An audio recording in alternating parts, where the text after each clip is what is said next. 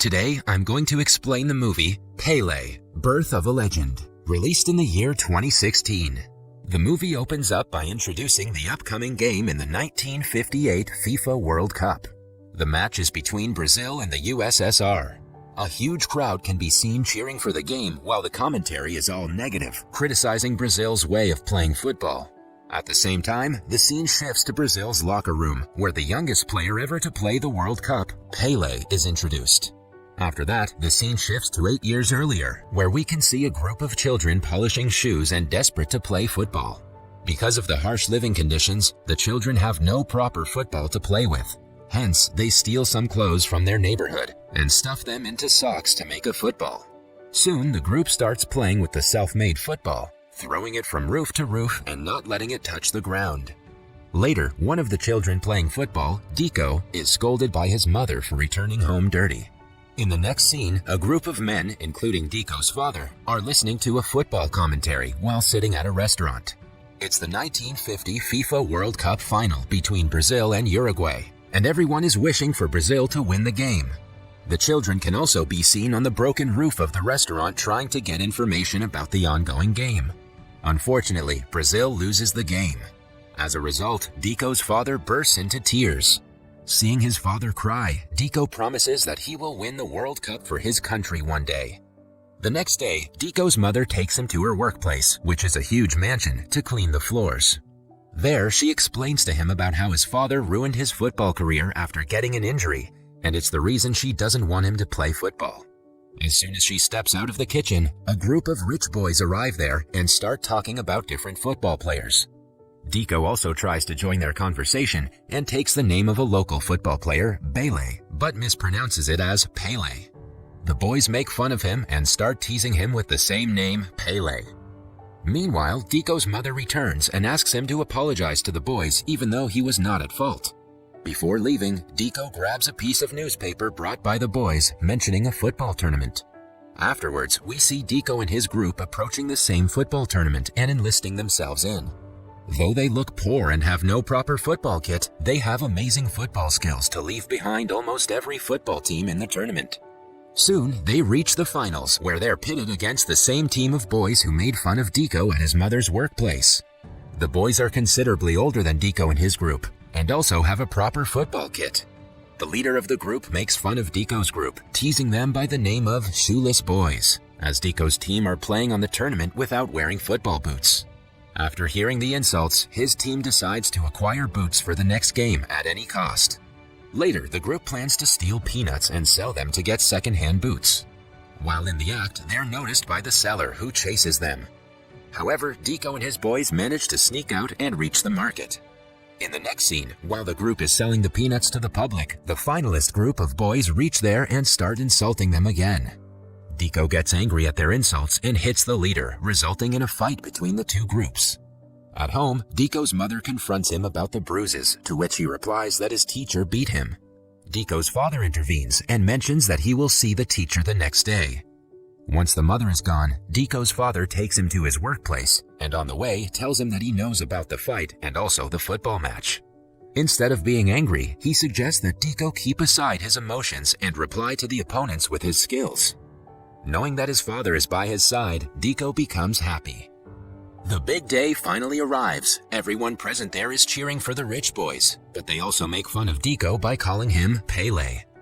Deco and his team finally manage football boots, but they appear to be too big for their size.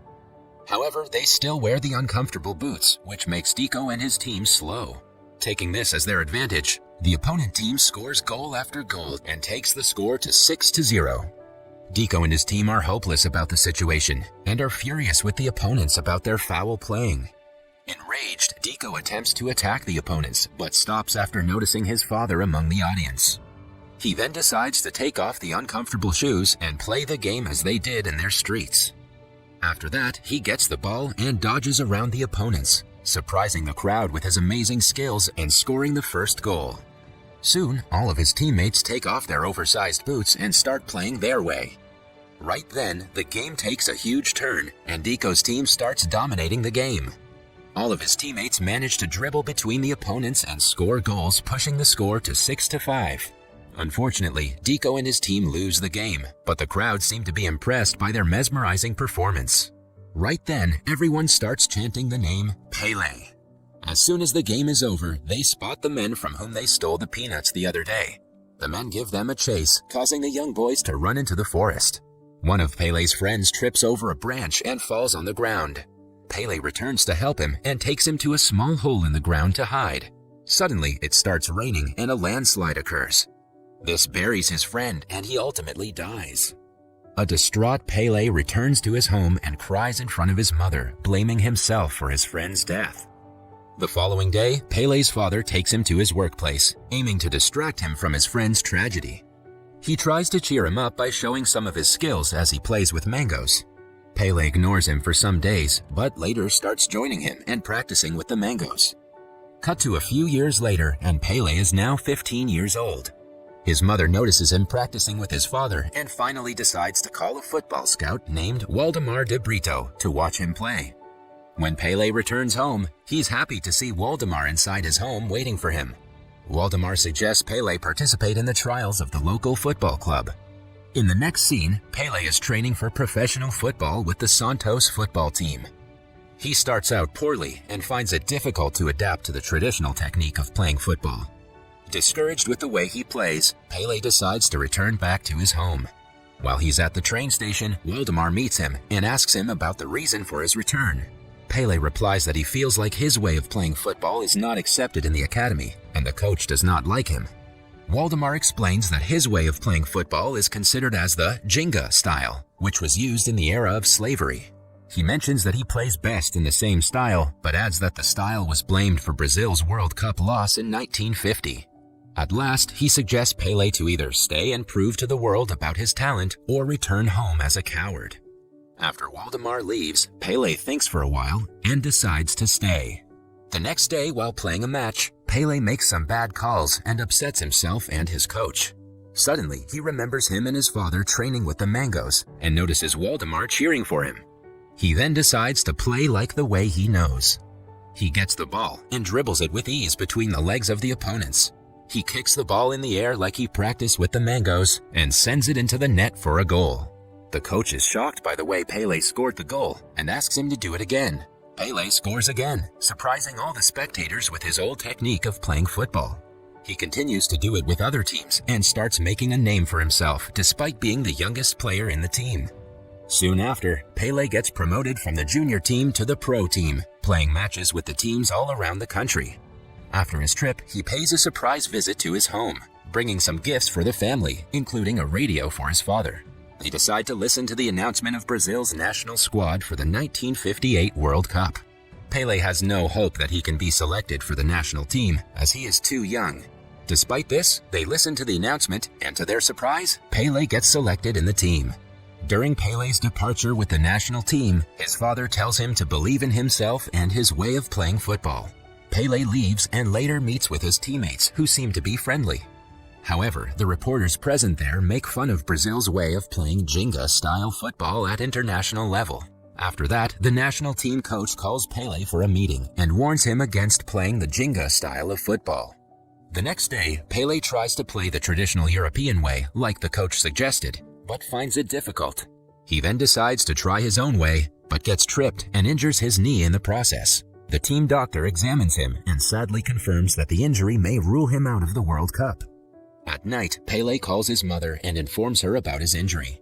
His mother is shocked to hear it, but still encourages him to have faith and take care of himself. The World Cup starts, and the Brazilian team manages to win a couple of starting games. As the games are too brutal and competitive, several players from the team get injured. Left with no other alternative, an injured Pele is asked to play for his country. Nervous, Pele makes a couple of excuses, but his coach forces him to play. In the next scene, Pele, along with his team, gets onto the field, with his coach reminding him to stick to the plan and play the traditional way of football. During the game, Pele plays as his coach suggested, and the Brazilian team manages to win the game. The next game is against France, and it's the semi-final. The Brazilian team is behind France with 1-0 on the board after the first half. During the interval, Pele looks around the dressing room and notices the injured and tired players. He gets discouraged and approaches one of his teammates to replace him in the second half. However, his teammate refuses, citing that he is not in the proper mental state to play football. He further adds that he's fed up with the traditional European way of playing football and wants to play the Jenga style like they used to play during their childhood. At last, he suggests Pele play the Jenga style of football and win the match for his team. After the half, Pele returns to play the game, and when he misses a pass, he remembers about his teammates suggesting him to play the Jenga way. Pele then attacks the ball and starts dribbling between the players with ease and perfection. Everyone is shocked looking at Pele bouncing the ball over the players to score a majestic goal for his team. After the scores are level, Pele scores 2 more goals to seize the victory for his team and secure a position in the finals. With the final with Sweden approaching, the Brazilian national coach calls for a team meeting and orders the team to play the traditional way of football. He tries to teach them some clever tactics and also suggests them to mimic the Swedish players' formation in the game. In the training, he tries to make the players play with the formations but sees no improvement in the game. During the press conference between the two teams, the Swedish team coach makes fun of Brazil's way of playing. He further adds that if Brazil continues to play the same style, they will lose the finals as they did in 1950. Frustrated with the opponent coach demoralizing the national team, Brazil's coach storms off from the conference. At night, Pele calls his father and reveals about the dire situation of the team. Hearing this, his father suggests him to unite the team like he used to do during his childhood. The next day, thinking of uniting the team, Pele challenges the players to take the ball from the hotel to the nearest lighthouse. At first, all the players refuse, but soon they agree to join. They start kicking the football around without letting it touch the ground. Upon seeing this, the coach also realizes what he's teaching is wrong to the team. Shortly after, he confronts the team and admits his mistake for teaching them the formations and other traditional style of football. He suggests the team to play the Jenga style in the finals and show the world the Brazilian way of playing football. He further encourages his team to enjoy the game and to put out an amazing game against Sweden in the finals. It's the day of the finals and both teams are ready to face each other. The whistle blows and the Swedish team scores within 4 minutes of the play. All the Brazilian supporters are in shock with the Swedish players whirling around Pele, stopping him from getting the ball. But soon, the Brazilian players compose themselves and Pele assists to score the first goal for the team. One after another, the Brazilian team scores, and so does Pele. Soon the final whistle blows, and the game ends with a scoreline of 5-2. Brazil wins the World Cup for the first time in history. All of Pele's teammates storm into the ground and lift Pele on their shoulders. The scene then shifts to the real moments after Brazil wins the finals. In the last scene, we're informed about how Pele was declared a national treasure by the Brazilian president in 1961. Pele holds the world record for most goals and is also the youngest player to score a goal in the World Cup. He is also the only player to win 3 FIFA World Cups. That was all from the video. I hope you liked it.